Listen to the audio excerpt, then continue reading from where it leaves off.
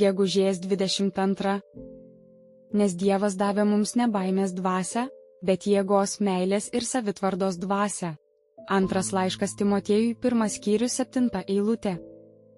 Dievo dvasia, kuri duodama jo žmonėms, nėra baimės dvasia, bet priešingai.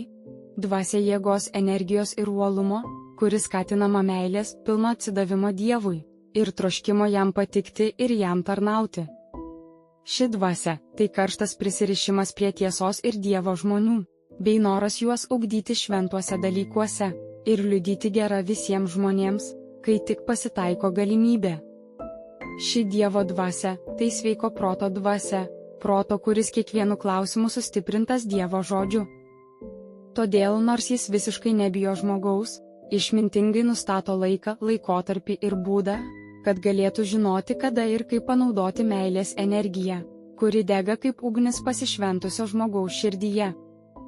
Kaip baimės dvasia yra bailus charakterio būdas, taip jėgos, meilės ir sveiko proto dvasia yra charakteriu, pilnu jėgos, meilės ir išminties, tai yra charakteriu stipriu, mylinčiu ir išmintingu.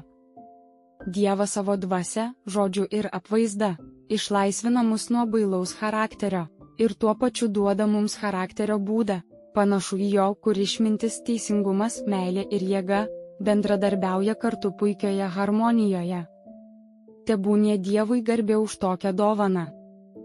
Klausimai: kokius šią savaitę turėjau išbandymus susijusius su šiuo tekstu? Kaip juos priėmiau?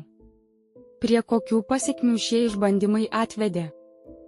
Nes Dievas davė mums ne baimės dvasią, bet jėgos, meilės ir savitvardos dvasią. Antras laiškas Timotiejui, 1 skyrius, 7 eilutė.